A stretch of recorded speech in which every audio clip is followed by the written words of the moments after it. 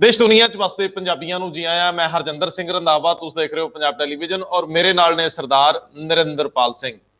सत्ता के गलियारिਆਂ च हड़कंप है कि पहला खबर बनाई गई तो फिर खबर चलाई गई, आखे सानू तो कन्नो कन खबर भी ना हुई। रात के हनेरे च कई कुछ वापर गया, पर जिहड़े कहंदे सानू हर चीज मोटी मोटी दिसदी है, बिल्कुल ठीक है, उन्होंने दसिया ही कुछ ना नहीं दिसिया नहीं। देखो कारण है कि दिखिया इस करके नहीं, देरी ते काली कहते सकियां भैणां ने, बस जिहड़ा इन्हां दोवां दे राह पै गया वो गया।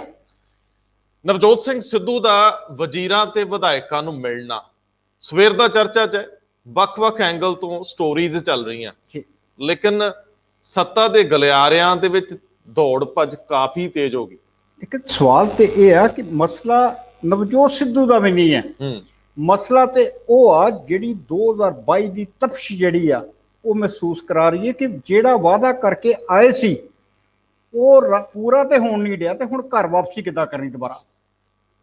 जदों ये खबर ਵੱਡੇ घर तक पहुँचती है तो उदों तक गुस्सा ਵੱਧਦਾ है कि समा रहिंदियां ये अग बुझाई क्यों ना गई, इन्ने आखिर सलाह कर काहदे लई।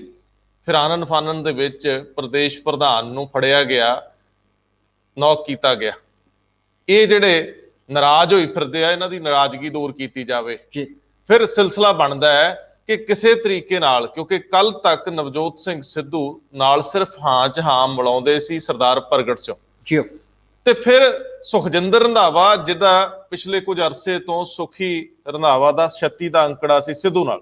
बिल्कुल सही गल। इन्हां दे सिर किवें जुड़ के हुण ये वेखण वाली गल आ कि पिछली कैबिनेट जिहदे विच सुखजिंदर रंधावा नूं सुणा के कैप्टन अमरिंदर सिंह ने कहा कि अपने ही वजीर अपनी सरकार के खिलाफ बोलते। हाँ, मेरे शायद एक हॉट सीट की भी कोई गल की, मैं उही दसन लग्या कि उदों सुखजिंदर रंधावा का नां नहीं सी लिया, लेकिन ये गल सुखजिंदर रंधावा ने कही कि जो अखबार दे विच ते टीवी च किया ही मैं वां ते मैनूं सीधा कहो। बिल्कुल सही गल, मैं गलती कित्थे कीती? ते फिर नाल ही उन्हां अस्तीफा फड़ाता। ते जिहड़े सुनील जाखड़ सी वो अस्तीफा घरों लिख के लिआए सी, क्योंकि उन्हां दी भी किसी अखबार की वड्डी स्टोरी करके कैप्टन साहब नाराज सीगे। उस दिन कैप्टन साहब गुस्से सी ते मुड़ के ये गुस्से हो गए। हुण ये गुस्से दे विच गुस्सा क्रॉस नहीं हो रहा। सही गल। हुण असल स्थिति ये बनी कि कैप्टन साहब ने उस दिन की कैबिनेट मीटिंग च जां जिहड़े वो एक जिहड़े विधायकां दी और जिहड़े मंत्रियां दी इकट्ठी मीटिंग बुलाई सी, शायद कैबिनेट नहीं सी, ਉਹਦੇ ਵਿੱਚ ਜਿਹੜੀ ਤਲਖੀ ਜਿਹੜੀ ਤੁਸੀਂ ਹੌਟ ਸੀਟ ਦੀ ਗੱਲ ਕਰਦੇ ਹੋ ਉਹ ਕਿੱਕੀ ਢਿੱਲੋਂ ਨੂੰ ਲੈ ਕੇ ਗੱਲ ਹੋਈ ਸੀ ਜੀ, ਠੀਕ ਹੈ ਜੀ। ਔਰ ਇਸ ਤੋਂ ਬਾਅਦ ਇਹ ਲੋਕ ਚਲੇ ਜਾਂਦੇ ਆ, ਇਹਨਾਂ ਨੂੰ ਸੀਐਮ ਹਾਊਸ ਵੱਲੋਂ ਸੀਐਮ ਆਫਿਸ ਵੱਲੋਂ ਕੋਈ ਸੱਦਾ ਨਹੀਂ ਮਿਲਦਾ। ਅਗਲੀ ਕੈਬਨਿਟ ਮੀਟਿੰਗ 'ਚ ਸੁਖਜਿੰਦਰ ਰੰਧਾਵਾ ਨਹੀਂ ਪਹੁੰਚਦੇ, ਨਹੀਂ ਜਾਂਦੇ, ਖਬਰ ਬਣ ਜਾਂਦੀ ਹੈ। ਉਸ ਤੋਂ ਬਾਅਦ ਵੀ ਇਹ ਜਿੰਨੇ ਵੀ ਨਾਰਾਜ਼ ਫਿਰਦੇ ਸੀ ਇਹਨਾਂ ਨਾਲ ਕਿਸੇ ਨੇ ਸੰਪਰਕ ਨਹੀਂ ਸਾਧਿਆ। ਮੁੜ ਕੇ ਵਿਧਾਇਕਾਂ ਨਾਲ ਮੀਟਿੰਗਸ ਦਾ ਸਿਲਸਿਲਾ ਹੋਇਆ। ਉਹਦੇ ਵਿੱਚ ਮਝੈਲਾਂ ਨੇ ਜਿਹੜੇ ਮਾਝੇ ਦੇ ਵਿਧਾਇਕ ਸੀ, ਜਿਨ੍ਹਾਂ ਚੋਂ ਹੁਣ ਬੜੇ ਨਾਲ ਨੇ ਗੁਰਦਾਸਪੁਰ ਵਾਲੇ, ਜਿਨ੍ਹਾਂ ਦਾ ਨਾਂ ਆ ਰਿਹਾ, ਉਹਨਾਂ ਸਾਰਿਆਂ ਨੇ ਉੱਥੇ ਕਿਹਾ ਸੀ ਵੀ ਹੁਣ ਕਿਹੜੇ ਮੂੰਹ ਨਾਲ ਜਾਈਏ, ਹਾਂ ਸਾਨੂੰ ਦੱਸੋ। ਬਿਲਕੁਲ ਸਹੀ। ਕਪਤਾਨ ਸਾਹਿਬ ਨੇ ਕਿਸੇ ਨੂੰ ਹਾਂ ਹਾਮੀ ਨਹੀਂ ਭਰੀ। ਉਹ ਸਾਰੇ ਨਾਰਾਜ਼ ਹੋ ਗਏ। ਸਾਰੇ ਸੋਚਦੇ ਕਿ ਇਸ ਸਿਆਸਤ ਦੇ ਇਸ ਕੈਰੀਅਰ ਨੂੰ ਕਿਹੜੇ ਪਾਸੇ ਸੁੱਟੀਏ। ਬਿਲਕੁਲ ਸਹੀ ਗੱਲ। ਹੁਣ ਜਦੋਂ ਗੱਲ ਤੁਸੀਂ ਕਰਦੇ ਹੋ ਪਾੜਿਆਂ ਦੀ, ਉਹ ਮੁੰਡਾ ਜੇ ਛੋਟੀ ਉਮਰ ਦਾ ਹੈ, ਉਹਨੂੰ ਦਿਸਦਾ ਹੈ ਕਿ ਗਾਂ ਸਾਡਾ ਕੀ ਬਣੂ। ਅਸੀਂ ਤੇ ਉੱਥੇ ਏਰੀਏ 'ਚ ਇੰਨਾ ਕੰਮ ਕੀਤਾ ਹੈ ਵੀ ਸਾਡਾ ਵਿਰੋਧੀ ਅਕਾਲੀ ਜਿਹੜਾ ਉਹਨੂੰ ਅਸੀਂ ਖੰਘਣ ਨਹੀਂ ਦੇਣਾ ਸੀ ਇਲੈਕਸ਼ਨ 'ਚ। ਪਰ ਜੇ ਸਰਕਾਰ ਦੇ ਖਿਲਾਫ ਏਡਾ ਵੱਡਾ ਰੋਸ ਫੈਲ ਜਾਏ ਤੇ ਅਸੀਂ ਤਾਂ ਜਿੱਤੀ ਬਾਜੀ ਹਾਰ ਗਏ। ਗੱਲ ਘਰ ਦੇ ਫਿਕਰਾਂ ਦੀ ਹੈ। ਦੂਜੇ ਬੰਨੇ ਬਲਵਿੰਦਰ ਲਾਡੀ ਔਰ ਜਿਹੜੇ ਫਤਿਹ ਜੰਗ ਸਿੰਘ ਬਾਜਵਾ, ਇਹ ਬਾਜਵਾ ਪਰਿਵਾਰ ਦਾ ਉਹ ਇੱਕ ਘੇਰਾ ਹੈ ਜਿਹਦੇ ਵਿੱਚ, ਕਿਉਂਕਿ ਕਦੇ ਪ੍ਰਤਾਪ ਸਿੰਘ ਬਾਜਵਾ ਔਰ ਸੁਖਜਿੰਦਰ ਰੰਧਾਵਾ ਦੀ ਬਹੁਤੀ ਬਣੀ ਨਹੀਂ, ਇਹ ਨਾ ਤ੍ਰਿਪਤ ਔਰ ਨਾ ਪ੍ਰਤਾਪ ਬਾਜਵਾ ਦੀ ਬਣੀ। ਲੇਕਿਨ ਸਰਦਾਰ ਸਾਹਿਬ ਇਹਨਾਂ ਸਾਰਿਆਂ ਦਾ ਇਕੱਠਿਆਂ ਸਿਰ ਜੋੜਨਾ ਇੱਕ ਛੋਟੀ ਜਿਹੀ ਤੰਦ ਹੋਰ ਜੁੜ ਜਾਂਦੀ। ਜਦੋਂ ਸੁਖਜਿੰਦਰ ਰੰਧਾਵਾ ਕੈਬਨਿਟ ਚੋਂ ਨਾਰਾਜ਼ ਹੋ ਕੇ ਬਾਹਰ ਫਿਰਦੇ ਸੀ, ਉਹਨਾਂ ਦਾ ਗੁੱਸਾ ਦਿਨ ਬ ਦਿਨ ਵੱਧਦਾ ਹੋਊ। ਬਿਲਕੁਲ ਉਸੇ ਵੇਲੇ ਜਦੋਂ ਪਿਛਲੇ ਸਾਲ ਦੀ ਕੈਬਨਿਟ ਮੀਟਿੰਗ ਦੀ ਯਾਦ 'ਚ, ਜਿਹਦੇ ਵਿੱਚ ਚਰਨਜੀਤ ਸਿੰਘ ਚੰਨੀ ਨਾਰਾਜ਼ ਹੋਏ ਸੀ, ਮਨਪ੍ਰੀਤ ਬਾਦਲ ਹੋਏ ਸੀ, ਬਿਲਕੁਲ ਕਰਨ ਅਵਤਾਰ ਸਿੰਘ ਚੀਫ ਸੈਕਟਰੀ ਨਾਲ ਇੱਕ ਹਾਂ। ਮੀਟਿੰਗ ਚੋਂ ਉੱਠ ਕੇ ਵਾਕਆਊਟ ਕਰਕੇ ਬਾਹਰ ਚਲੇ ਗਏ। ਬਿਲਕੁਲ ਸਹੀ ਗੱਲ। ਉਸ ਤੋਂ ਬਾਅਦ ਚਰਨਜੀਤ ਸਿੰਘ ਚੰਨੀ ਦਾ ਕਿਸੇ ਨੇ ਗੁੱਸਾ ਸ਼ਾਂਤ ਨਹੀਂ ਸੀ ਕੀਤਾ, ਉਹਨਾਂ ਨੂੰ ਘੁੱਟ ਭਰਨਾ ਪੈ ਗਿਆ ਸੀ ਕੌੜਾ। ਹਾਂ, ਬਿਲਕੁਲ। ਹੁਣ ਉਹ ਦਰਦ ਵੀ ਜਾਗਿਆ ਜੀ। ਉਸ ਦਰਦ ਨੇ ਤੇ ਸੁੱਖੀ ਰੰਧਾਵੇ ਦੇ ਦਰਦ ਨੇ ਇਕੱਠੇ ਹੋ ਕੇ ਜਿਹੜਾ ਪੁਰਾਣਾ ਦਰਦ ਸਿੱਧੂ ਵਾਲਾ ਸੀ ਜੀ ਉਹਨੂੰ ਫੜ ਲਿਆ। ਨਹੀਂ, ਹੁਣ ਦਰਦ ਲੜਾਈ ਸਿੱਧੂ ਵਾਲਾ ਨਹੀਂ ਸੀ। ਸਰਦਾਰ ਸਾਹਿਬ ਔਖੀ ਹੋ ਗਈ। ਮੈਂ ਥੋੜਾ ਜਿਹਾ ਤੁਹਾਡੇ ਨਾਲ ਇਹਦੇ ਨਾਲ ਫਰਕ ਰੱਖਾਂਗਾ। ਦਰਦ ਇੱਕੋ ਹੀ ਸੀਗਾ, ਸਿਰਫ ਇਹ ਸੀ ਕਿ ਨਵਜੋਤ ਸਿੰਘ ਸਿੱਧੂ ਇਹਨਾਂ ਤੋਂ ਵੱਖਰੇ ਚੱਲਦੇ ਰਹੇ ਨੇ ਲਗਾਤਾਰ। ਉਹਨਾਂ ਨੇ ਆਪਣਾ ਉਹ ਨੁਕਤਾ ਜ਼ਰੂਰ ਰੱਖਿਆ ਜਿਹੜਾ ਬੇਅਦਬੀ ਕਾਂਡ ਬਾਰੇ ਜਿਹੜੀ ਉਹਨਾਂ ਗੱਲ ਕੀਤੀ ਸੀ, ਜਿਹੜਾ ਵਿਸ਼ੇਸ਼ ਸੈਸ਼ਨ ਸੀ ਵਿਧਾਨ ਸਭਾ, ਉਹਦੇ ਤੋਂ ਬਾਅਦ ਉਹਨਾਂ ਨੇ ਉਸ ਮੁੱਦੇ ਨੂੰ ਨਹੀਂ ਛੱਡਿਆ ਜੀ। ਲੇਕਿਨ ਬਾਕੀ ਧਿਰਾਂ ਜਿਹੜੀਆਂ ਸੀ, ਚਾਹੇ ਸੁਖਜਿੰਦਰ ਸਿੰਘ ਰੰਧਾਵਾ, ਚਾਹੇ ਚੰਨੀ, ਚਾਹੇ ਪਾੜਾ ਗਰੁੱਪ, ਉਹਨਾਂ ਨੇ ਇਹ ਕਿਹਾ ਕਿ ਚਲੋ ਜੋ ਕੁਝ ਕਰ ਰਹੇ ਨੇ ਕਪਤਾਨ ਸਾਹਿਬ ਸਹੀ ਕਰ ਰਹੇ ਨੇ। ਲੇਕਿਨ ਹਾਲਤ ਇਹ ਹੋ ਗਈ ਕਿ ਹੁਣ ਕਪਤਾਨ ਸਾਹਿਬ ਨੇ ਜਿਹੜੀ ਅਣਗਹਿਲੀ ਕਹਿ ਲਓ, ਦੇਰੀ ਕਹਿ ਦਿਓ, ਢਿਲਾਈ ਕਹਿ ਲਓ, ਜੋ ਕੁਝ ਹਾਈ ਕੋਰਟ ਦੇ ਫੈਸਲੇ ਤੋਂ ਬਾਅਦ ਸਾਹਮਣੇ ਆਇਆ, ਹੁਣ ਬਤੌਰ ਮੁੱਖ ਮੰਤਰੀ ਇਹ ਸਾਰਾ ਨਜ਼ਲਾ ਜਿਹੜਾ ਉਹਨਾਂ ਉੱਤੇ ਡਿੱਗਿਆ। ਲੇਕਿਨ ਡਿੱਗਿਆ ਉਹਨਾਂ ਤੇ ਖੌਫ ਇਹਨਾਂ ਦੇ ਅੰਦਰ ਪੈਦਾ ਹੋ ਗਿਆ। ਮੈਂ ਬਿਲਕੁਲ ਤੁਹਾਡੇ ਨਾਲ ਸਹਿਮਤ ਹਾਂ ਦੋਸਤੋ। ਇਹ ਬੜੀ ਸਪਸ਼ਟ ਗੱਲ ਹੈ ਕਿ ਜਦੋਂ ਹਾਈ ਕੋਰਟ ਦੇ ਵਿੱਚੋਂ ਜੱਜਮੈਂਟ ਆਉਂਦੀ ਹੈ, ਉਸ ਤੋਂ ਬਾਅਦ ਕੁੰਵਰ ਵਿਜੇ ਪ੍ਰਤਾਪ ਅਸਤੀਫਾ ਦੇ ਜਾਂਦੇ ਆ। ਉਸ ਦਿਨ ਨੂੰ ਅੱਜ ਤੱਕ ਹਫ਼ਤਿਆਂ ਤੋਂ ਵੱਧ 2 ਹਫ਼ਤੇ ਹੋ ਗਏ ਜੀ। 9 ਅਪ੍ਰੈਲ ਦਾ ਸ਼ਾਇਦ ਫੈਸਲਾ ਸੀਗਾ ਅਦਾਲਤ ਦਾ। ਔਰ ਜਿਹੜਾ ਇਹ ਸਮਾਂ ਨਿਕਲ ਗਿਆ, ਇਸ ਸਮੇਂ ਦੇ ਵਿੱਚ ਇੱਕ SIT ਬਣਨੀ ਸੀ, ਇੱਕ ਹਾਈ ਕੋਰਟ ਦੇ ਡਬਲ ਬੈਂਚ ਕੋਲ ਜਾਣ ਦੀ ਗੱਲ ਹੋਈ ਸੀ, ਸੁਪਰੀਮ ਕੋਰਟ ਦੇ ਵਿੱਚ ਇਸ ਫੈਸਲੇ ਦੇ ਖਿਲਾਫ ਜਾਣ ਦੀ ਗੱਲ ਹੋਈ ਸੀ, ਔਰ ਕਈ ਪੱਧਰਾਂ ਦੇ ਉੱਤੇ ਹੋਰ ਵੀ ਐਕਸ਼ਨ ਲੈਣ ਦੀ ਗੱਲ ਹੋਈ ਸੀ। ਪਾਰਟੀ ਦੇ ਅੰਦਰ ਜਿਹੜੀ ਗੱਲ ਹੁੰਦੀ ਰਹੀ ਮੀਟਿੰਗਸ ਦੇ ਵਿੱਚ ਵਿਧਾਇਕਾਂ ਨਾਲ, ਲੇਕਿਨ ਕੈਪਟਨ ਅਮਰਿੰਦਰ ਸਿੰਘ ਇਹਨਾਂ ਸਾਰੇ ਮਸਲਿਆਂ ਦੀ ਤਿਆਰੀ 'ਚ, ਪ੍ਰੈਪਰੇਸ਼ਨ 'ਚ ਜਾਂ ਪਤਾ ਨਹੀਂ ਕਿਹੜੇ ਕਾਰਨਾਂ ਕਰਕੇ ਡਿਲੇ ਕਰ ਗਏ, ਲੇਟ ਕਰ ਗਏ। ਹੁਣ ਉਹ ਜਿਹੜੀ ਡਿਲੇ ਆ ਉਹਨਾਂ ਲਈ ਗਲੇ ਦੀ ਹੱਡੀ ਬਣ ਰਹੀ। ਇਸ ਗੱਲ ਦੀ ਮੈਂ ਜਾਣਕਾਰੀ ਤੁਹਾਨੂੰ ਸਰਦਾਰ ਸਾਹਿਬ ਦਰਸ਼ਕਾਂ ਨੂੰ ਦੇ ਦਿਆਂ, ਤੁਹਾਡੇ ਕੋਲ ਤਾਂ ਹੈ ਹੀ ਹੈ, ਕਿ ਅੱਜ CM ਕੈਂਪ ਵੱਲੋਂ, ਕੈਪਟਨ ਅਮਰਿੰਦਰ ਸਿੰਘ ਕੈਂਪ ਵੱਲੋਂ ਪੰਜਾਬ ਦੇ ਬਹੁਤੇ ਵਿਧਾਇਕਾਂ ਨਾਲ ਰਾਬਤਾ ਬਣਾਇਆ ਗਿਆ। ਅੱਜ ਜਿਹੜੇ ਨਾਰਾਜ਼ ਸੀ ਇਹਨਾਂ ਚੋਂ ਵੀ ਕੁਝ ਨਾਲ ਰਾਬਤਾ ਬਣਾ ਲਿਆ ਗਿਆ, ਲੇਕਿਨ ਅਜੇ ਤੱਕ ਅੰਦਰ ਜਿਹੜੀ ਗਰਮੀ ਆ ਉਹ ਇੰਨੀ ਆ ਕਿ ਹੁਣ ਗੱਲ ਸਾਨੂੰ ਮਨਾਉਣ ਦੀ ਨਾ ਕਰੋ, ਹੁਣ ਸਾਨੂੰ ਗੱਲ ਮਨਾਉਣ ਦੀ ਨਾ ਕਰੋ, ਹੁਣ ਸਾਡੇ ਬਚੇ ਰਹਿਣ ਦੀ ਕਰੋ। ਜੇਕਰ ਅਸੀਂ ਕਿਸੇ ਕੈਂਪ ਚ ਤੇ ਉਹ ਹੈ ਕਾਂਗਰਸ ਦਾ ਕੈਂਪ, ਲੇਕਿਨ ਕਾਂਗਰਸ ਦਾ ਕੈਂਪ ਧਵਸਤ ਹੋ ਰਿਹਾ, ਡਿੱਗ ਰਿਹਾ ਵਾ ਇਸ ਕਰਕੇ ਕਿ ਅਸੀਂ ਲੋਕਾਂ ਦੀ ਨਜ਼ਰ ਚੋਂ ਡਿੱਗ ਰਹੇ। ਇਹ ਸਾਰਿਆਂ ਦਾ ਸਮੁੱਚਾ ਲਗਭਗ ਪ੍ਰਭਾਵ ਹੈ। ਨਵਜੋਤ ਸਿੰਘ ਸਿੱਧੂ ਜਿਹੜੇ ਹਾਸ਼ੀਏ ਤੇ ਸੀ, ਆਈਸੋਲੇਟ ਹੋਏ ਸੀ, ਜਿਨ੍ਹਾਂ ਨਾਲ ਕੋਈ ਖੜਨ ਨੂੰ ਤਿਆਰ ਨਹੀਂ ਸੀ, ਇਸ ਕਰਕੇ ਕਿ ਸਿੱਧੂ ਦਾ ਪਤਾ ਨਹੀਂ ਕਦੋਂ ਉਹ ਸਟੈਂਡ ਬਦਲਣ, ਨਾਲ ਨਾ ਤੁਰਨ, ਸਾਨੂੰ ਇਕੱਲੇ ਛੱਡ ਜਾਣ, ਅਸੀਂ ਕਿਹੜੇ ਜਗ੍ਹਾ ਰਵਾਂਗੇ। ਅੱਜ ਜਿਹੜਾ ਸ਼ਾਮ ਪੈਂਦੀ ਦੁਪਹਿਰ ਦੇ ਵੇਲੇ ਜਿਹੜਾ ਇਹ ਬਿਆਨ ਇੱਕ ਆਇਆ ਹਰੀਸ਼ ਰਾਵਤ ਜੀ ਦਾ, ਮਤਲਬ ਉਹ ਇੱਕ ਤਰ੍ਹਾਂ ਨਾਲ ਡੈਮੇਜ ਕੰਟਰੋਲ ਕਰਨ ਦੀ ਗੱਲ ਆ ਕਿ ਵਿਧਾਇਕਾਂ ਨੂੰ ਕਿਹਾ ਸ਼ਾਂਤ ਰਹੋ, ਜਿਹੜੇ ਕਰੋਨਾ ਲਈ ਲੜੋ, ਅੰਦਰਲੇ ਮਸਲੇ ਆ ਇਹਨਾਂ ਨੂੰ ਇਹ 'ਚ ਅਨੁਸ਼ਾਸਨ ਰੱਖੋ। ਇਹਦਾ ਮਤਲਬ ਹੈ ਕਿ ਹਰੀਸ਼ ਰਾਵਤ ਦਾ ਫੋਨ ਤਾਂ ਚੱਲ ਹੀ ਰਿਹਾ, ਭਾਵੇਂ ਉਹਨਾਂ ਨੂੰ ਵੀਕਨੈਸ ਹੈ, ਕਮਜ਼ੋਰੀ ਹੈ ਕਰੋਨਾ ਤੋਂ ਬਾਅਦ। ਵੈਸੇ ਉਹਨਾਂ ਨੇ ਕਿਹਾ ਕਿ ਮੈਂ ਅਜੇ ਪੂਰੀ ਤਰ੍ਹਾਂ ਤੰਦਰੁਸਤ ਨਹੀਂ ਆ, ਮੈਂ ਹਾਈ ਕਮਾਨ ਨੂੰ ਵੀ ਮਿਲਾਂਗਾ ਨਵਜੋਤ ਸਿੱਧੂ ਦੇ ਮਸਲੇ ਤੇ।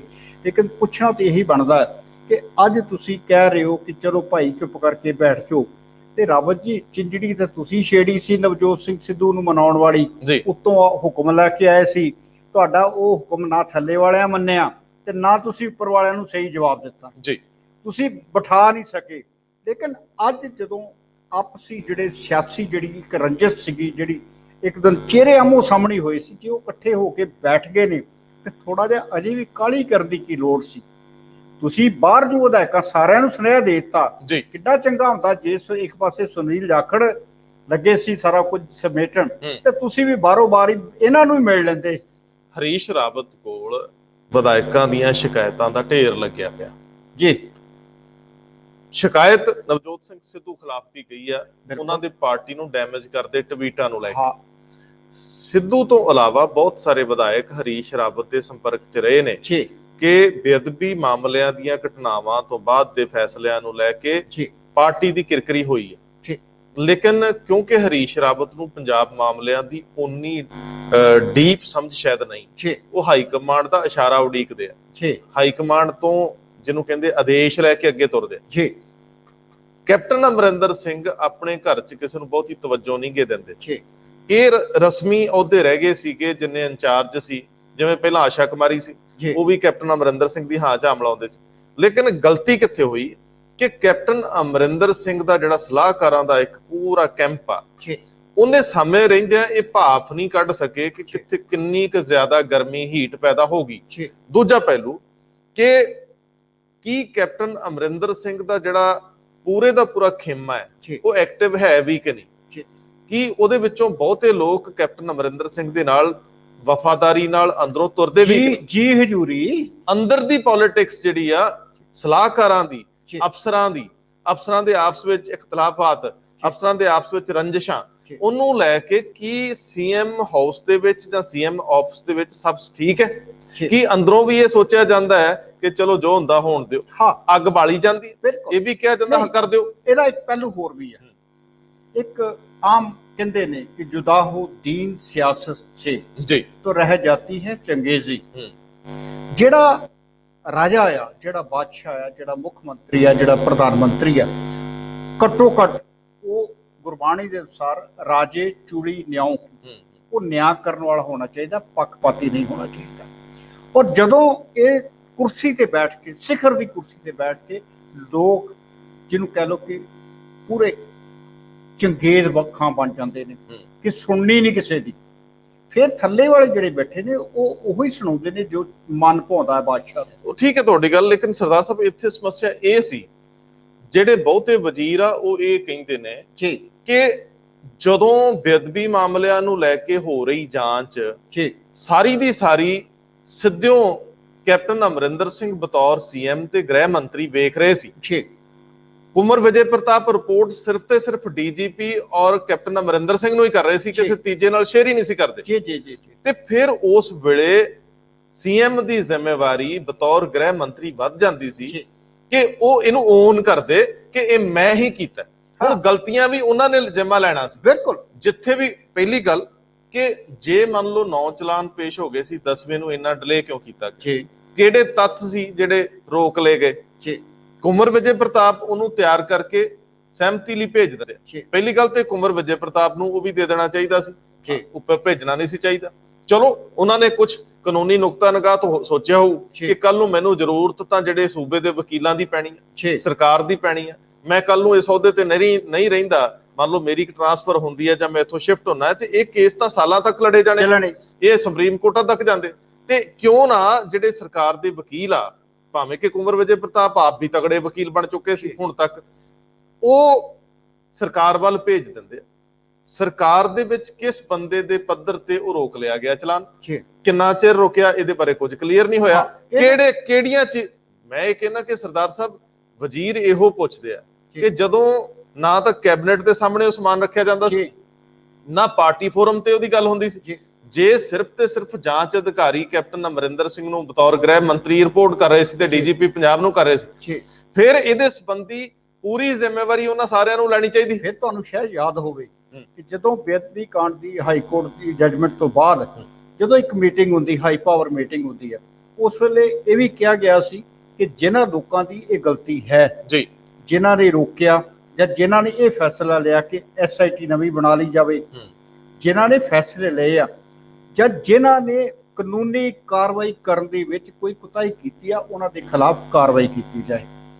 ਉਹ ਬਾਅਦ ਸਾਹਮਣੇ ਕੁਝ ਨਜ਼ਰ ਨਹੀਂ ਆਇਆ ਕਿ ਕੀ ਹੋਇਆ ਜਾਂ ਕੀ ਨਹੀਂ ਹੋਇਆ ਜਾਂ ਕੀ ਕੀਤਾ ਗਿਆ, ਅਮਲੀ ਰੂਪ ਸਾਹਮਣੇ ਨਹੀਂ ਆਇਆ। ਆਖਰ ਇਹੀ ਮੰਤਰੀ ਜਿਹੜੇ ਸੀ ਉਸ ਵੇਲੇ ਬੈਠੇ ਸਨ ਮੀਟਿੰਗ ਦੇ ਵਿੱਚ, ਜਿੱਥੇ ਸੁੱਖੀ ਰੰਧਾਵਾ ਸਨ, ਚੰਨੀ ਵੀ ਹੋਣਗੇ, ਦੂਸਰੇ ਵੀ ਸਾਰੇ ਬੈਠੇ ਹੋਣਗੇ। ਹੁਣ ਇਹਨਾਂ ਦਾ ਗਿਲਾ ਇਹ ਵੀ ਆ ਕਿ ਇੱਕ ਪਾਸੇ ਤੇ ਤੁਸੀਂ ਸਾਨੂੰ ਪਹਿਲੇ ਦਿਨ ਤੋਂ ਕਹਿਤਾ ਕਿ ਨਹੀਂ ਇਹ ਸਾਰਾ ਮੈਂ ਦੇਖ ਲਵਾਂਗਾ। ਹੁਣ ਜਦੋਂ ਸਾਰੀ ਗੱਲ ਆ ਗਈ ਆ, ਨਜ਼ਲਾ ਹੀ ਤੁਹਾਡੇ ਤੇ ਡਿੱਗ ਪਿਆ, ਹੁਣ ਤੁਸੀਂ ਜੇ ਮੁਲਾਂਕਣ ਕਰਨ ਲਈ ਉਹਨਾਂ ਨੂੰ ਸੱਦ ਲਿਆ ਤੇ ਜੇ ਕੋਈ ਫੈਸਲਾ ਲਿਆ ਤੇ ਉਹ ਫੈਸਲਾ ਫਿਰ ਤੁਸੀਂ ਦੱਬ ਲਓ, ਤੇ ਫਿਰ ਇਹ ਲੋਕ ਸੋਚਦੇ ਆ ਕਿ ਹੁਣ ਪਹਿਲਾਂ ਤੁਸੀਂ ਜਿਹੜੀ ਦੇਰੀ ਕਰ ਚੁੱਕੇ ਹੋ ਜਾਂ ਜਿਹੜੀਆਂ ਕਾਹਲੀਆਂ ਤੁਸੀਂ ਪਹਿਲਾਂ ਕੀਤੀਆਂ ਨੇ, ਇਹ ਹੁਣ ਵਾਰਾ ਨਹੀਂ ਖਾਣੀਆਂ, ਕਿਉਂਕਿ ਹੁਣ 1 ਸਾਲ ਰਹਿ ਗਿਆ ਹੈ। 1 ਸਾਲ ਕਿੱਥੇ ਜਵਾਬਦੇਹੀ ਜਿਹੜੀ ਆ ਸਰਦਾਰ ਸਾਹਿਬ 1 ਸਾਲ ਨਹੀਂ ਰਹਿ ਗਿਆ ਜੀ, ਮਹੀਨੇ ਤਾਂ 6 ਰਹਿ ਗਏ ਜੀ, ਲਗਭਗ ਨਵੰਬਰ ਦੇ ਆਸ-ਪਾਸ ਚੋਣ ਜਾਬਤਾ ਲੱਗ ਜਾਂਦਾ। ਬਿਲਕੁਲ। ਹੁਣ ਗੱਲ ਇਹ ਹੈ ਕਿ ਜਦੋਂ ਅਦਾਲਤ ਵਿੱਚ ਇਹ ਕਾਰਵਾਈ ਚੱਲ ਰਹੀ ਸੀ, ਜੀ ਪ੍ਰੋਸੀਡਿੰਗ ਹੋ ਰਹੀ ਸੀ, ਜੱਜ ਦੀਆਂ ਟਿੱਪਣੀਆਂ ਆ ਚੁੱਕੀਆਂ ਸੀ। ਸਹੀ ਗੱਲ। ਉਸੇ ਹੀ 2 ਘੰਟੇ ਦੇ ਸਮੇਂ 'ਚ ਇਹਨਾਂ ਨੇ ਫੈਸਲਾ ਦੇਣਾ ਸੀ ਕਿ ਅਸੀਂ ਤੁਹਾਡੀਆਂ ਤਿੰਨਾਂ ਆਪਸ਼ਨਸ ਦੇ ਵਿੱਚੋਂ ਕਿਹੜੀਆਂ ਮੰਨਦੇ ਠੀਕ ਹੈ। ਕੀ ਉਦੋਂ ਇਸ ਪੱਧਰ ਦੇ ਵਕੀਲ ਉੱਥੇ ਖੜੇ ਸੀਗੇ ਜਦੋਂ ਜੱਜ ਟਿੱਪਣੀਆਂ ਕਰ ਰਹੇ ਸੀ, ਉਹਨਾਂ ਨੂੰ ਕ੍ਰਾਸ ਕਰ ਸਕਦੇ ਸੀ ਜੀ, ਆਪਣੇ ਪੱਖ ਰੱਖ ਸਕਦੇ ਸੀ, ਜੱਜਮੈਂਟ ਰੁਕ ਸਕਦੀ ਸੀ, ਫੈਸਲਾ ਰੁਕ ਸਕਦਾ ਸੀ। ਮੈਨੂੰ ਇੰਜ ਲੱਗਦਾ ਕਿ ਵਜ਼ੀਰ ਇਹ ਸੋਚਦੇ ਆ, ਲੋਕਾਂ 'ਚ ਮੈਸੇਜ ਚਲੇ ਗਿਆ, ਵਿਧਾਇਕ ਇਹ ਸੋਚਦੇ ਆ, ਲੋਕਾਂ 'ਚ ਮੈਸੇਜ ਚਲੇ ਗਿਆ, ਕਾਂਗਰਸ ਅਕਾਲੀ ਦਲ ਰਲ ਗਿਆ। ਹਾਂ, ਕੈਪਟਨ ਅਮਰਿੰਦਰ ਸਿੰਘ ਹੁਣ ਇਹ ਜ਼ਿੰਮੇਵਾਰੀ ਲੈਣ ਲਈ ਵਿਧਾਇਕ ਤਿਆਰ ਨਹੀਂ, ਕਿਉਂਕਿ ਉਹਨਾਂ ਨੂੰ ਹਲਕਿਆਂ ਦੇ ਵਿੱਚ, ਪਿੰਡਾਂ ਦੇ ਵਿੱਚ, ਮੁਹੱਲਿਆਂ ਦੇ ਵਿੱਚ ਭਿੜਨਾ ਪੈ ਰਿਹਾ, ਵਰਕਰ ਦੇ ਪੈਣਾ ਜੀ। ਹਾਂ, ਸੋ ਮੈਨੂੰ ਇੰਜ ਲੱਗਦਾ ਹੈ ਕਿ ਇਸ ਵੇਲੇ ਅਣਸਰ ਦੀ ਲੋੜ ਚੋਂ ਨਿਕਲ ਰਿਹਾ ਵਿਧਾਇਕਾਂ ਦਾ ਗੁੱਸਾ। ਹੁਣ ਕੈਪਟਨ ਕੈਂਪ ਕੋਲ ਕਿਹੜਾ ਫਾਰਮੂਲਾ ਹੈ ਜਿਹਦੇ ਨਾਲ ਉਹ ਇਹ ਅਸੰਤੋਸ਼ ਜਿਹੜਾ ਹੈ, ਇਹ ਜਿਹੜੀ ਬੇਚੈਨੀ ਆ, ਇਹਨੂੰ ਦਬਾਉਣਗੇ? ਕਿਹੜੇ ਤਰੀਕੇ ਨਾਲ ਉਹ ਜਿਹੜੇ ਆਪਣੇ 2 ਵਜ਼ੀਰ ਨੇ, ਦੋਵਾਂ ਦੇ ਪਰਦੇ ਪਿੱਛੇ ਕਹਿੰਦੇ 2-3 ਹੋਰ ਵੀ ਹੈ, ਇਹ ਜਿਹੜੇ ਵਜ਼ੀਰ, ਇਹਨਾਂ ਨੂੰ ਕਿੱਦਾਂ ਮਨਾਇਆ ਜਾਊਗਾ? ਇਹ ਮੰਨ ਵੀ ਜਾਣਗੇ ਕਿ ਨਹੀਂ? ਜੇ ਨਹੀਂ ਮੰਨਦੇ, ਕੀ ਫਿਰ ਰੀਸ਼ਫਲ ਹੋਊਗਾ? ਇੱਕ ਗੱਲ ਨਿੱਤਰ ਕੇ ਆ ਰਹੀ ਸੀ ਕਿ ਜਿਹੜਾ ਸਿੱਧੂ ਦੇ ਬਾਰੇ 'ਚ ਕਿਹਾ ਜਾ ਰਿਹਾ ਸੀ ਕਿ ਉਹ ਹੁਣ ਕਾਂਗਰਸ 'ਚ ਜ਼ਿਆਦਾ ਦੇਰ ਨਹੀਂ ਰਹਿਣਗੇ, ਉਹ ਪੰਜਾਬ ਦੇ ਲੋਕਾਂ ਦੇ ਮੂਡ ਨੂੰ ਦੇਖ ਕੇ ਪਾਰਟੀ ਬਣਾ ਲੈਣਗੇ, ਉਹ ਹਮ ਖਿਆਲਾਂ ਦੇ ਨਾਲ ਇੱਕ ਨਵੀਂ ਧਿਰ ਬਣਾ ਲੈਣਗੇ। ਮੈਨੂੰ ਲੱਗਦਾ ਹੈ ਕਿ ਇਸ ਮੀਟਿੰਗ ਤੋਂ ਬਾਅਦ ਸਿੱਧੂ ਦਾ ਬਾਹਰ ਜਾਣ ਦਾ ਲਗਭਗ ਇੱਕ ਵਾਰੀ ਵਿਰਾਮ ਲੱਗ ਗਿਆ। ਨਹੀਂ, ਮੈਂ ਹੋਰ ਗੱਲ ਕਵਾਂਗਾ, ਤੁਸੀਂ ਜਿੱਧਰ ਮਰਜ਼ੀ ਕਹੋ, ਸਿੱਧੂ ਦੀ ਅਜੇ ਵੀ ਕੋਈ ਸਪਸ਼ਟਤਾ ਨਹੀਂ ਜੀ, ਲੇਕਿਨ ਇੱਕ ਗਲਤੀ ਤੁਸੀਂ ਮੰਨੋਗੇ ਕਿ ਜਦੋਂ ਨਵਜੋਤ ਸਿੱਧੂ ਕਰ ਰਿਹਾ, ਆਖਰਕਾਰ ਤੁਸੀਂ ਮੁੱਖ ਮੰਤਰੀ ਪੰਜਾਬ ਹੋ ਜੀ, ਤੁਸੀਂ ਜੋ ਕੁਝ ਕਹਿ ਦਿੱਤਾ ਕਿ ਨਵਜੋਤ ਸਿੱਧੂ ਕੇਜਰੀਵਾਲ ਨੂੰ ਮਿਲ ਚੁੱਕਾ ਹੈ, ਤੁਸੀਂ ਲੜ ਲਓ। ਜਦੋਂ ਤੁਸੀਂ ਖੁਦ ਸਿਖਰ ਦੇ ਅਹੁਦੇ ਤੇ ਬੈਠ ਕੇ ਸਾਰੀ ਚੁਣੌਤੀ ਆਪ ਦੇ ਰਹੇ ਹੋ, ਫਿਰ ਹੁਣ ਤੁਹਾਡੇ ਕਈ ਬੋਲਾਂ ਨੂੰ ਵਾਪਸ ਕੌਣ ਲਵੇ? ਇਹ ਸਰਦਾਰ ਜੀ, ਤੁਸੀਂ ਇਹ ਬਹੁਤ ਪਿਆਰੀ ਗੱਲ ਕੀਤੀ ਆ ਕਿ ਭੱਜਦਿਆਂ ਨੂੰ ਵਾਹਣ ਇੱਕੋ ਜੇ। ਬਿਲਕੁਲ। ਹੁਣ ਨਵਜੋਤ ਸਿੰਘ ਸਿੱਧੂ ਅਨੁਸ਼ਾਸਨ ਭੰਗ ਕਰ ਰਹੇ ਸੀ ਟਵੀਟ ਕਰਕੇ, ਇਹ ਕਾਂਗਰਸ 'ਚ ਗੱਲ ਸੀ ਜੀ, ਲੇਕਿਨ ਕਾਂਗਰਸ ਦੇਖੋ, ਕਾਂਗਰਸ ਹਾਈ ਕਮਾਂਡ ਸਮਾਨ ਅੰਤਰ ਕੈਪਟਨ ਅਮਰਿੰਦਰ ਸਿੰਘ ਨੇ ਵੀ ਅਨੁਸ਼ਾਸਨ ਭੰਗ ਕਰਤਾ। ਦੋਨਾਂ ਨੇ। ਜਿਹੜੀ ਗਾਜ ਕੱਲੇ ਸਿੱਧੂ ਤੇ ਡਿੱਗਣੀ ਸੀ, ਹਾਂ, ਹੁਣ ਸਿੱਧੂ ਤੇ ਡਿੱਗ ਨਹੀਂ ਸਕਦੀ। ਬਿਲਕੁਲ, ਕਿਉਂਕਿ ਹੁਣ ਹਾਈ ਕਮਾਂਡ ਕੋਲ ਇਹ ਦੋਵਾਂ ਦਾ ਮਸਲਾ ਹੈ ਕਿ ਉਹਨੇ ਕਿਹਾ ਤੇ ਇਹਨਾਂ ਘੱਟ ਨਹੀਂ ਕੀਤੀ। ਲੇਕਿਨ ਅਗਲਾ ਸਵਾਲ ਇਹ ਆ ਕਿ ਕੀ ਕੈਪਟਨ ਅਮਰਿੰਦਰ ਸਿੰਘ ਨੇ ਮੈਚੁਰ ਪੋਲੀਟੀਸ਼ੀਅਨ ਹੋਣ ਦੇ ਬਾਵਜੂਦ ਕਚਿਆਈ ਦਾ ਮੁਜ਼ਾਹਰਾ ਕੀਤਾ, ਇੱਕ ਬਚਕਾਨਾ ਫੈਸਲਾ ਕੀਤਾ ਜਦੋਂ ਸਿੱਧੂ ਦੇ ਖਿਲਾਫ ਬੋਲੇ, ਕਾਲਾਪਨ ਦਿਖਾਇਆ? ਜਦੋਂ ਆਪਣੀ ਕੈਬਨਿਟ ਮੀਟਿੰਗ ਦੇ ਵਿੱਚ ਸੁਖਜਿੰਦਰ ਰੰਧਾਵਾ ਔਰ ਸੁਨੀਲ ਜਾਖੜ ਔਰ ਕਿੱਕੀ ਢਿੱਲੋਂ ਨਾਲ ਇੱਕ ਤਲਖ ਹੋਇਆ, ਉਦੋਂ ਉਹਨਾਂ ਨੇ ਕਾਲ ਕੀਤੀ। ਵੱਡੇ ਇੱਕ ਬਾਪ ਦਾ ਫਰਜ਼, ਵੱਡੇ ਭਰਾ ਦਾ ਫਰਜ਼ ਇਹਨਾਂ ਦਾ ਨਿਭਾਉਣਾ ਬਣਦਾ ਸੀ। ਜੇ ਇਹ ਗਰਮ ਹੋਏ ਵੀ ਸੀ ਤੇ ਕਹਿੰਦੇ ਭਾਈ ਮੈਂ ਤੁਹਾਨੂੰ ਸਾਰਿਆਂ ਨੂੰ ਸੁਣ ਰਿਹਾ, ਕੱਲੇ ਨੂੰ ਸੁਣ ਰਿਹਾ, ਤੁਸੀਂ ਕਿਉਂਕਿ ਇਹ ਮੇਰਾ ਪਰਿਵਾਰ ਬੈਠਾ, ਮੰਤਰੀ ਮੰਡਲ ਬੈਠਾ, ਤੁਸੀਂ ਆਪਸ ਵਿੱਚ ਤਲਖੀ ਨਹੀਂ ਬੋਲੋਗੇ, ਤੁਹਾਨੂੰ ਕਿਸੇ ਨੂੰ ਕੋਈ ਹੱਕ ਨਹੀਂ ਹੈ, ਜੇ ਇਤਰਾਜ਼ ਆ ਮੇਰੇ ਨਾਲ ਕਰੋ, ਮੈਂ ਜ਼ਿੰਮੇਵਾਰ ਨਹੀਂ। ਪਰ ਸਰਦਾਰ ਸਾਹਿਬ, ਉਹ ਤਾਂ ਕਹਿੰਦੇ ਫੈਸਲਾ ਹੀ ਕਰਕੇ ਆਏ ਸੀ ਕਿ ਆਉਂਦਿਆਂ ਹੀ ਪਹਿਲਾਂ ਨਾਰਾਜ਼ਗੀ ਜ਼ਾਹਰ ਕਰਨੀ ਹੈ। ਗੱਲ ਤਾਂ ਕਿਸੇ ਜੇ ਤਾਂ ਮੀਟਿੰਗ 'ਚ ਉੱਥੇ ਹੀ ਹੈ ਨਾ। ਨਹੀਂ, ਜੇ ਮੀਟਿੰਗ 'ਚ ਗੱਲ ਹੋਈ ਹੁੰਦੀ, ਉੱਥੇ ਤਲਖੀ ਹੋਈ ਹੁੰਦੀ ਤੇ ਗੱਲ ਵੱਖਰੀ ਸੀ। ਬਿਲਕੁਲ। ਉਹ ਤਾਂ ਕੈਪਟਨ ਸਾਹਿਬ ਤਾਂ ਪਹਿਲਾਂ ਹੀ ਤਲਖ ਆਏ ਕਿ ਤੁਸੀਂ ਅਖਬਾਰਾਂ ਦੇ ਵਿੱਚ, ਤੁਸੀਂ ਟੀਵੀ ਚੈਨਲਾਂ ਦੇ ਉੱਤੇ ਆਪਣੀ ਸਰਕਾਰ, ਆਪਣੀ ਪਾਰਟੀ ਦੇ ਖਿਲਾਫ ਬੋਲਦੇ ਹੋ। ਫਿਰ ਅਖਬਾਰਾਂ ਵਿੱਚ ਪੜ੍ਹ ਕੇ ਸੁਣਾਉਣ ਵਾਲੇ ਸਲਾਹਕਾਰ ਹੀ ਹੁੰਦੇ ਨੇ ਨਾ। ਅੱਛਾ, ਹੁਣ ਅਗਲੀ ਗੱਲ ਸਰਦਾਰ ਸਾਹਿਬ, ਉਹ ਸਲਾਹਕਾਰ ਜਿਹੜੇ ਨੇ ਨਾ, ਉਹ ਸਿਆਸੀ ਜੋੜ ਤੋੜ ਨਹੀਂ ਬਣਾਉਂਦੇ ਨਾ, ਉਹ ਸਰਕਾਰਾਂ ਬਣਾਉਂਦੇ ਨੇ, ਉਹ ਸਥਾਪਿਤ ਸਰਕਾਰਾਂ ਨੇ। ਇਹ 5 ਸਾਲ ਲਈ ਆਏ, ਚਲੇ ਗਏ, 10 ਸਾਲ ਲਈ ਬੈਠੇ, ਚਲੇ ਗਏ। ਉਹ 30 ਸਾਲ ਦੇ ਸਿਆਸਤਦਾਨ ਨੇ, ਅਸਲੀ ਸਿਆਸਤਦਾਨ ਉਹ ਨੇ, ਅਸਲੀ ਸਟੇਟ ਉਹ ਨੇ ਜੀ। ਉਹਨਾਂ ਨੂੰ ਤੁਹਾਡੇ ਨਾਲ ਕੋਈ ਲੈਣ ਦੇਣ ਨਹੀਂ ਹੈ। ਜੇ ਉਹ ਵਾਕਿਆ ਹੀ ਪੂਰੀ ਤਰ੍ਹਾਂ ਸੁਹਿਰਦ ਸਟੇਟਸਮੈਨ ਹੋਣ ਤੇ ਫਿਰ ਤੁਹਾਨੂੰ ਅੱਜ ਲੋੜ ਨਾ ਪੈਂਦੀ ਕਿ ਤੁਹਾਡੇ ਅੰਦਰ ਆਕਸੀਜਨ ਦਾ ਸਟਾਕ ਖਤਮ ਹੋ ਰਿਹਾ, ਤੁਹਾਡੇ ਅੰਦਰ ਆਕਸੀਜਨ ਪਲਾਂਟ ਹੈ ਨਹੀਂ, ਤੁਹਾਡੇ ਕੋਲ ਡਾਕਟਰਾਂ ਦੀ ਕਮੀ ਆ, ਤੁਹਾਡੇ ਕੋਲ ਬੈੱਡਾਂ ਦੀ ਕਮੀ ਆ, ਫਿਰ ਇਹ ਭਾਣੇ ਨਾ ਵਰਤਦੇ, ਕਿਉਂਕਿ ਤੁਸੀਂ ਸਾਰਾ ਕੁਝ ਅੱਖਾਂ ਮੀਟ ਕੇ ਉਹਨਾਂ ਉੱਤੇ ਸੁੱਟ ਦਿੱਤਾ ਜੀ। ਜਦੋਂ ਤੁਹਾਡੀ ਰਣਨੀਤੀ ਬਣਨੀ ਆ, ਜਦੋਂ ਵੋਟਾਂ ਮੰਗਣੀਆਂ, ਉਦੋਂ ਤੁਸੀਂ ਸਿਆਸੀ ਹੋ ਕੇ ਆਪਣੀ ਪਾਰਟੀ ਦੇ ਵਰਕਰਾਂ ਦੇ ਤਰਲੇ ਕਰਦੇ ਹੋ। ਉਸ ਲਈ ਕੋਈ ਸਟੇਟ ਜਿਹੜਾ ਪਰਸਨ ਆ, ਜਿਹੜੀ ਸਟੇਟ ਅੰਦਰਲੀ ਬਰਾਬਰ ਦੀ ਸਟੇਟ ਆ, ਉਹ ਕਦੇ ਵੋਟਾਂ ਮੰਗਣ ਨਹੀਂ ਜਾਂਦੀ।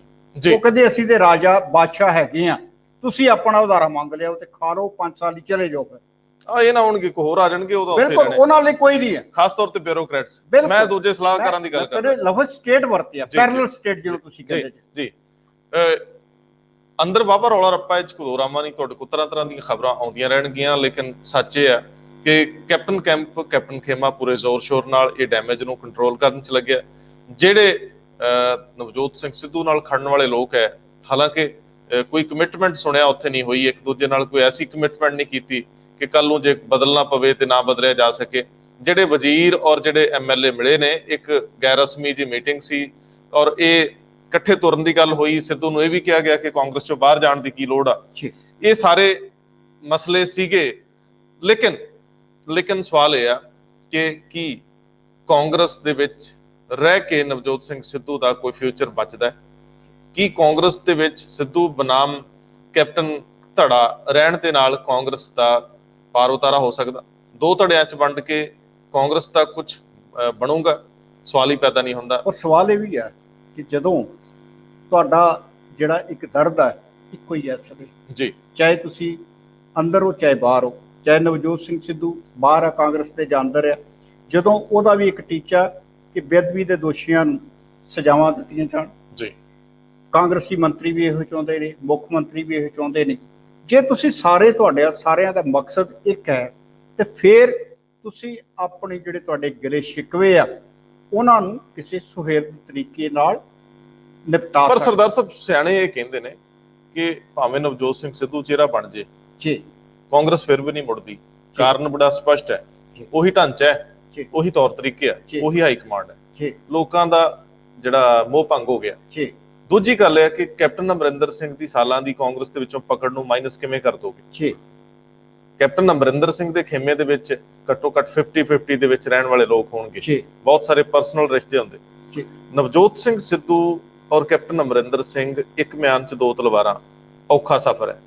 ਲੇਕਿਨ ਅੱਜ ਹਾਲਾਤ ਇਹ ਬਣ ਗਿਆ ਕਿ ਫਾਈਟ ਜੰਮ ਕੇ ਹੋਊਗੀ, ਲੜਾਈ ਅੰਦਰੋਂ ਚੱਲੂਗੀ। ਇਹਦੇ ਵਿੱਚ ਜਿਹੜੀਆਂ ਰਵਾਇਤੀ ਵਿਰੋਧੀ ਨੇ ਉਹਨਾਂ ਨੂੰ ਕੋਈ ਬੈਨੀਫਿਟ ਹੋਵੇ ਇਹ ਵੱਖਰੀ ਗੱਲ ਆ, ਹਾਲਾਂਕਿ ਉਹ ਵੀ ਹਾਸ਼ੀਏ ਤੇ। ਹਾਂ, ਇੱਕ ਤੀਜੀ ਧਿਰ ਲਈ, ਇੱਕ ਤੀਜੀ ਨਹੀਂ, ਤੀਜੀ ਤਾਂ ਆਮ ਆਦਮੀ ਪਾਰਟੀ ਹੈ, ਇੱਕ ਚੌਥੀ ਧਿਰ ਲਈ ਸਪੇਸ ਬਣ ਰਹੀ।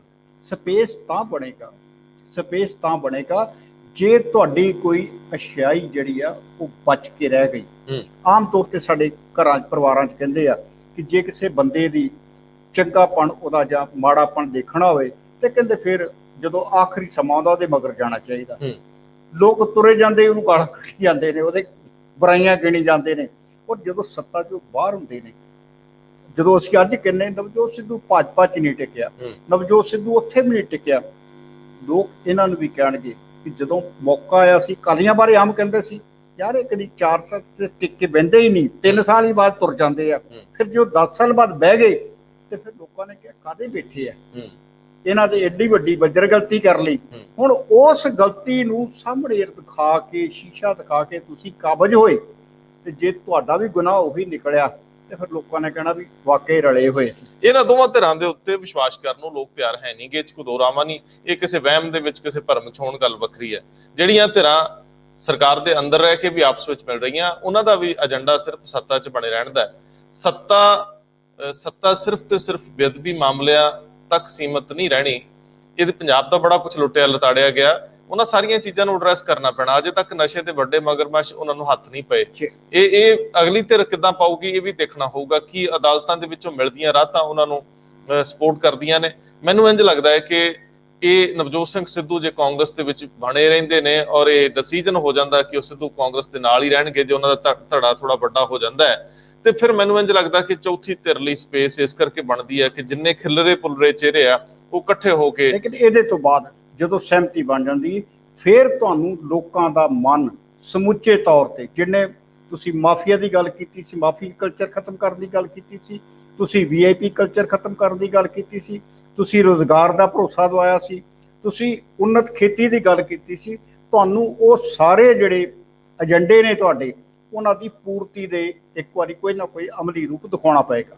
ਪੰਜਾਬ ਹਤੈਸ਼ੀਆਂ ਨੂੰ ਖੜੇ ਹੋਣ ਦੀ ਲੋੜ ਆ, ਇਹਨਾਂ ਤੋਂ ਬਹੁਤੀ ਉਮੀਦ ਰੱਖਣੀ ਨਹੀਂ ਚਾਹੀਦੀ।